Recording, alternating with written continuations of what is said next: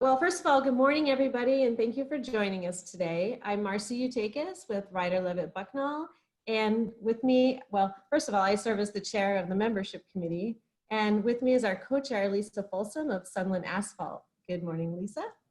Good morning. And also with us is Carrie Kelly, Executive Director of AAED, and also Meg and Juliana are on to help facilitate the meeting today. Good morning, ladies.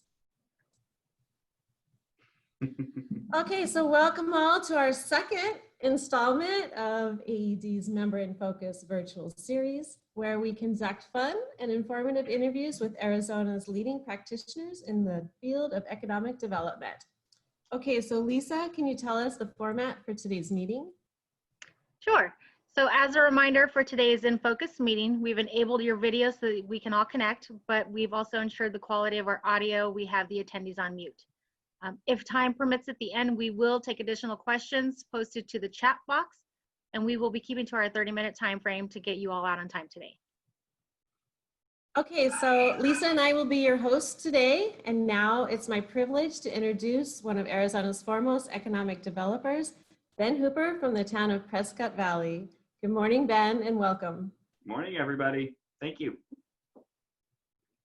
Okay, so to start, Ben, can you tell us what your current position is right now with the town of Prescott Valley? Sure. So I'm the Economic Development Coordinator for the town.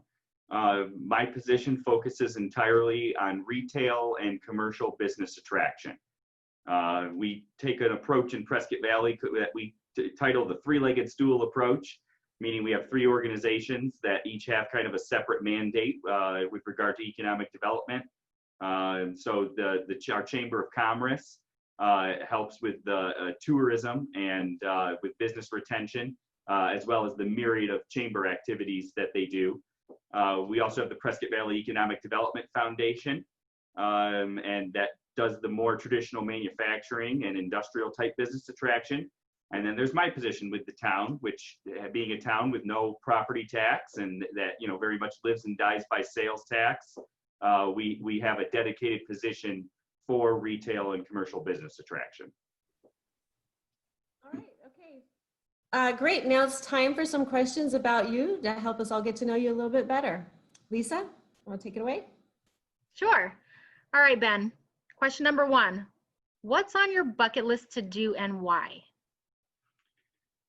So I like to travel when possible. So I don't know if it's going to be the next vacation. We'll find out. But one of the places that I would really love to go is in through Europe, starting in I'm open, but say starting in Amsterdam or someplace you can fly in cheap, and then I want to rent a car and drive across the European continent. And my wife and I have been talking about that for a few years, and people think I'm crazy for wanting to drive through the Alps, and driving in Europe in general is so expensive, and I know, but I think it just sounds like a blast. So that's what we'll do one of these days. That's awesome. I have a story about driving through the Alps, so I'll tell you about it later. Please. All right, so Ben, what was your favorite age growing up, and why is it your favorite? I don't know if I had like a singular age, but I think that, being just a little kid, it's like you spend your whole life or your whole, childhood thinking, I can't wait till I'm an adult and I can do all these cool things. And then you realize that it also comes along with bills and a whole bunch of other stuff that's not that cool. And so I just enjoyed, I think back to being 5, 6, 7, and you just don't really have, real worries. And I miss that part of life. I'd say that age range. I would agree. Nap time was highly underrated when we were younger, wasn't it? It was. Naps are coveted these days. I think that they should be mandatory for 30 and up. Like, you definitely need a nap in the middle of the day. I agree. Alrighty, so what was the last show that you binge watched? We did ask Wendy the same question. She did not give us any spoiler alerts, so go ahead, Ben. So I'm in the middle of binge watching a show called Peaky Blinders. It's it was a BBC, started out on the BBC and then moved to Netflix.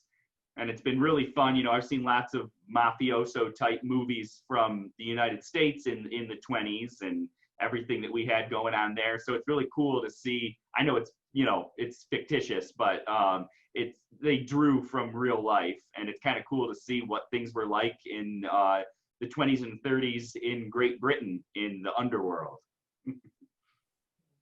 My husband is a fan of that show as well. Yes. Yeah, we started a little too, but didn't make it through it. Okay, Ben, do you have a hero, role model, or favorite famous person? Who is it and why? So a lot of people probably have famous people that they admire and whatnot, and that's all good. But I just don't get into that. I feel like you know, famous people and movie stars and whoever, they show you what they want you to think of them. It's like looking at someone's Facebook page, you know, they only put forth the best.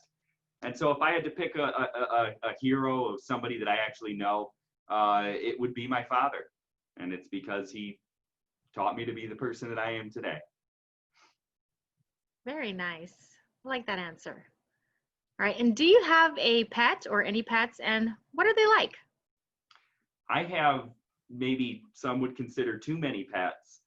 We're down. We've lost a couple of cats in the past few years, but we still have 3 cats and 2 dogs. Our most recent dog, Lobo, is you know, she's my dog. Like, she's the one that, you know, she sleeps on me at night, and she's just a little terrier ball of happiness. And, you know, whether you have a good day or a bad day, it's a perfect little critter to come home to and cuddle up with. So quite happy about all my pets. What kind of dog is that? What's that? What kind of dog is that? She's a little terrier mix. We always go with the little pound puppies, you know, what we can find. She came from some hoarding situation in California and made our way into our house through the adoption agency. Oh, that's awesome. Okay, then. Now we're at the part of the interview where we get to learn about your work, Ben. Let's start with a few questions about your career. All right. So let's go ahead and have you tell us a little bit about your role in economic development and how you came about doing what you do now. Sure. So, you know, like I said earlier, I focus entirely on retail and commercial business attraction, which is really a like 180-degree pivot from the role that I was in prior to this. Before working for the town of Prescott Valley, I worked for an organization called the Revitalizing Auto Communities Environmental Response Trust, which is as shortened as an acronym, was the RACER Trust. And they were an outgrowth of GM's bankruptcy back in 2009.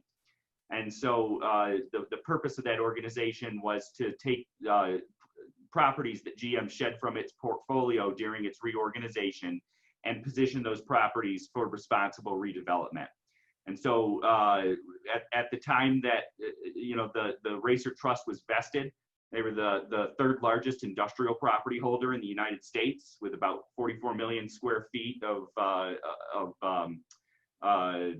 industrial space under roof, and across about 7,500 acres through about 14 different states and about 83 different communities.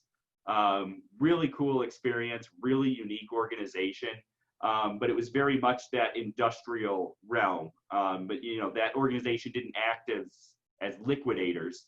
You know, we would vet any potential interest for, among other things, the number of jobs and the amount of capital investment that they would put into those communities that were negatively impacted by the bankruptcy. And so, you know, it was very much still focused on industrial, many times still focused on automotive and auto suppliers. And so it was very different when, you know, we always joked that we were working to put ourselves out of a job because that, you know, we didn't continue to acquire new property. And so after we disposed of pretty much all of our assets under roof, they started to downsize the organization a little. And so I had about a 9 months heads up to, start looking elsewhere. And I knew I wanted to be in an area that was growing and was a little bit of a different environment than I was getting in the Rust Belt back in Ohio. Not that was bad, but I just wanted a different experience. So I found this position open in Prescott Valley, and I've just kind of self-taught as far as what the needs are in the commercial and retail sector versus the industrial that I came from.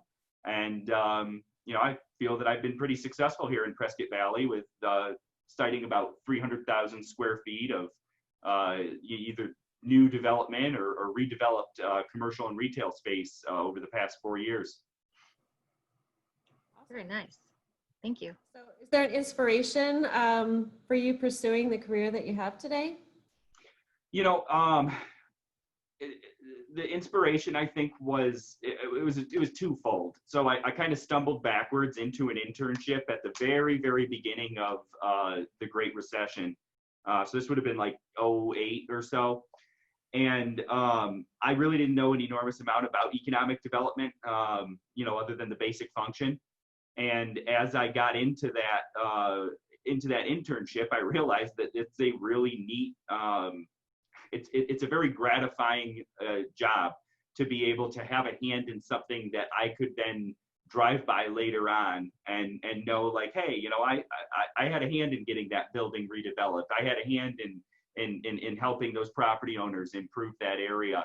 And it's what led me to then pursue my graduate education and whatnot, always then focused on economic development. Well, that leads us directly into the next question, because we're going to ask what motivates you to do the work that you do. So kind of what gets you out of bed in the morning? What gets you excited?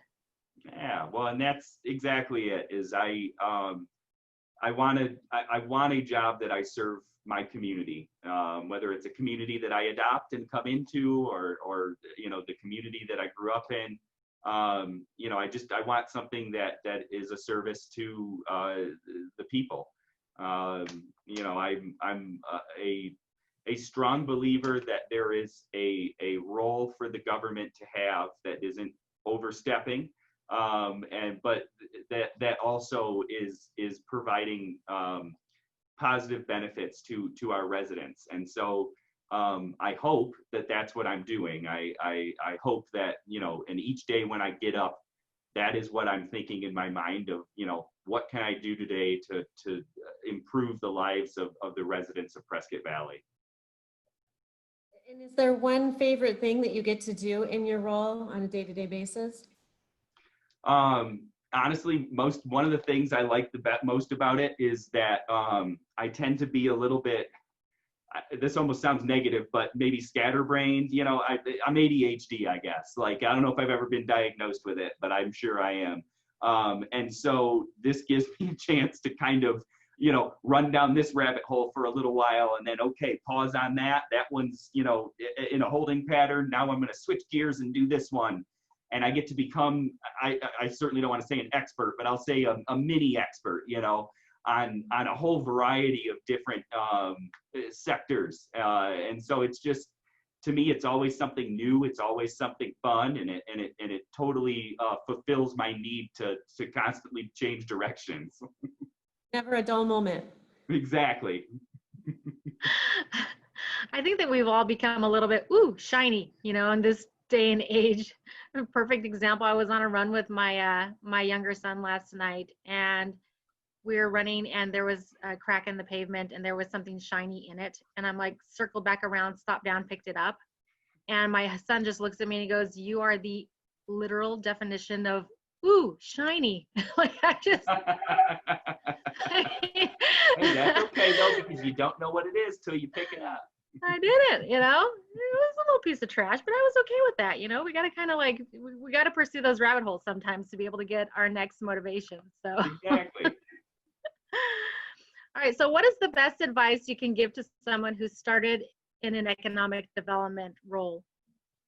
I'd say the best advice is be flexible, be ready to be able to pivot on a dime.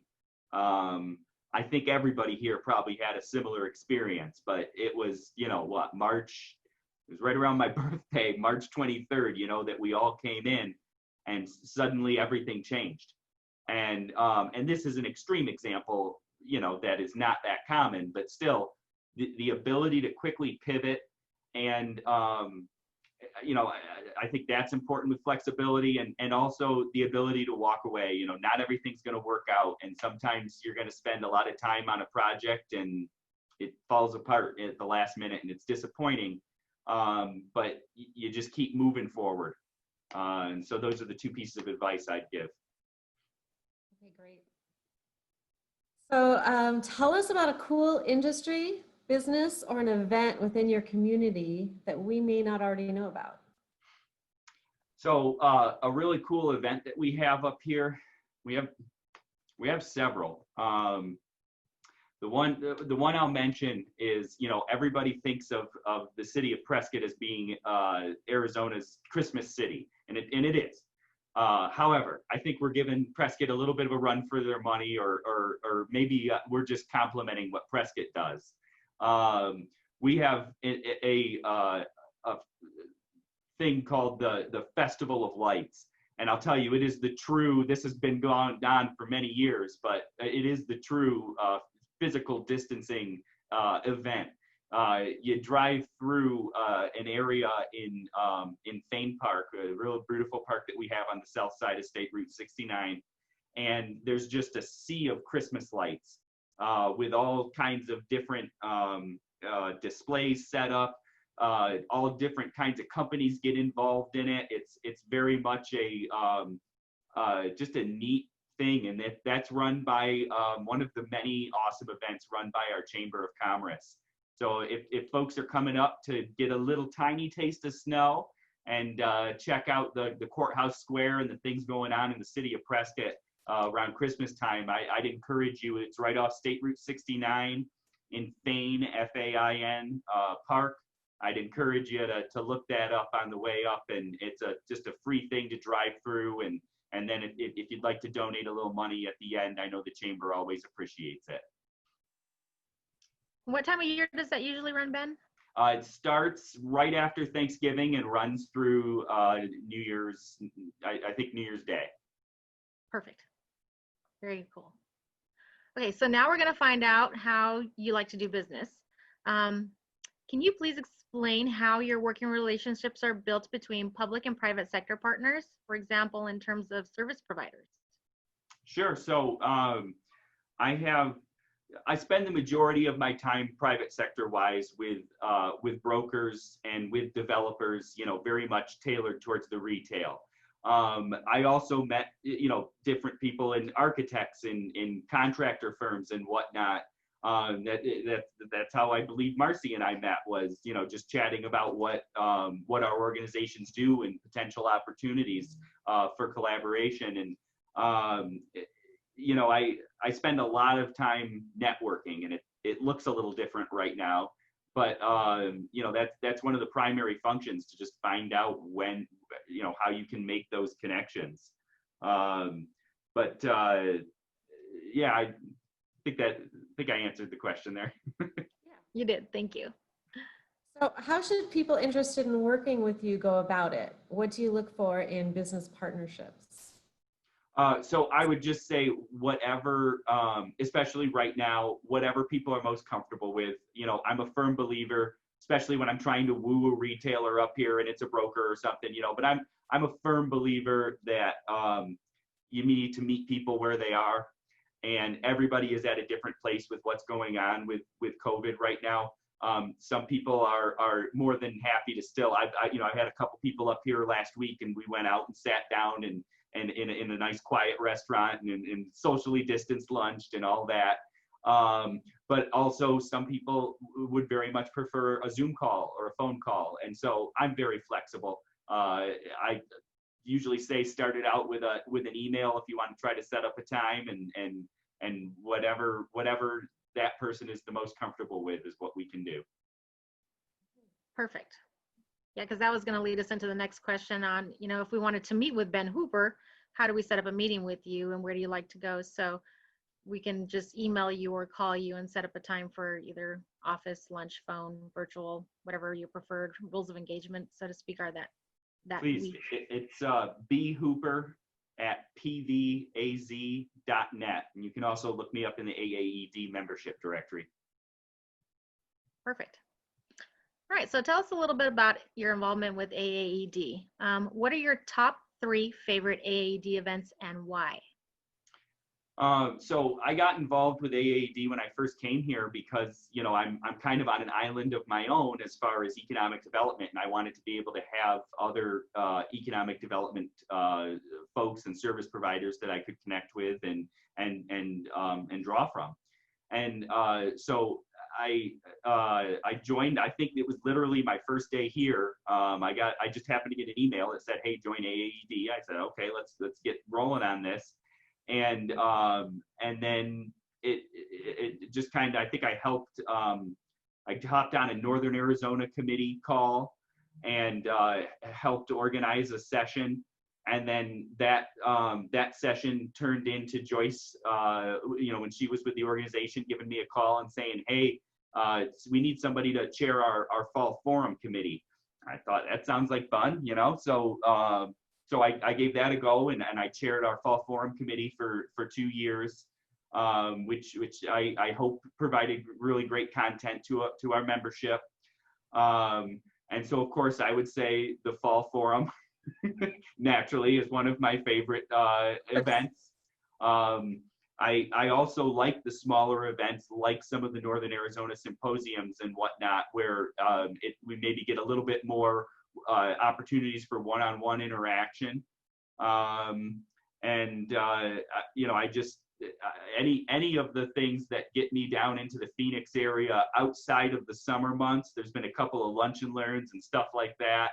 I have found value in literally everything I've done with AAED in one way or another. And I would absolutely encourage people to jump in with both feet. Awesome, thank you. So how are we on time, Carrie? Do we have any questions in the chat box? Well, if you have any, yeah, if you have some, feel free. yeah, if you have any questions, go ahead and put them in the chat box, and we can get to those. And see. Okay. So Ben, is there a specific project or program that you're working on right now that you're really enjoying? Or is there a win that you had that really stands out to you? And that, thank you, that comes in from Heath. So 2 things. As far as a win that's, you know, already in the bag, we had a former Kmart space, 110,000 square feet, you know, just a massive second generation space to take down that is tough to redevelop for at least a single end user. So I always thought its highest and best use was likely going to be to carve it up and fill it with multiple retailers. However, you know, I got a developer to come up and they took a look. They were really interested. They'd done a project very similar out in Banning, and they tried to put together the retail mix, and it just didn't come to fruition. But as a result of that, which was turned out to be a good thing, the seller was willing to come down a little bit on price. And that allowed for an interested party, which many of you are probably familiar with, Pruitt's Fine Furniture, a long-standing furniture store based out of the Valley. And they opened their first Northern Arizona location here and backfilled the whole space. And it looks good, and they've been doing successful even through the pandemic. So that was a great win. We have another project that I'm working on right now that I'm super excited about. They went public with it, so I don't mind going public with it. And that's called the Aspire Sports Complex. It's a multifaceted indoor sports facility that, well, it will be concentrated on pickleball. It can easily be converted to volleyball or basketball or you know, whatever a community members may be looking to do. And it'll have an additional, I believe, 8 or 12 outdoor pickleball courts, and it will be complemented by an RV resort. So the gentleman that's behind this this project, he's a professional pickleball player, and actually some of the financial backers to this are some of the biggest names in the pickleball world, and they travel in their motor coaches from tournament to tournament, and many times they have to park on the outskirts of town and then drive into their tournaments. And now this will be kind of a unique and different opportunity. And it'll of course be open to the general public as well. People won't be able to live there RV-wise, but they'll be able to stay there or rent one of their casitas. And there'll be an on-site gastro pub style restaurant in addition to the indoor sports arena. So I'm really looking forward to that. It's going to be right in the heart of our entertainment district. And I think it's going to put Prescott Valley on the map for bringing in tourism and what our tourism niche is. Sounds like so much fun. It is. Who knew pickleball was such a big thing? Honestly, I didn't. I'm finding it out. They're talking about ESPN broadcasting, and they're legit with that. And so I'm thinking, all right, let's do it. Let's. Well, that's great to hear, Ben. So we've come to the end of our program. So thank you so much, Ben, for being our guest today. We enjoyed spending time with you and getting to know you a little bit better. Don't forget that next time, join us on September 17th when we interview another economic development practitioner. And I think there'll be some emails going out, so you can register for that. And if you're an economic development professional and you'd like to be on Member InFocus, please reach out to info@AAED.com. Thanks, everybody. Good to see your faces.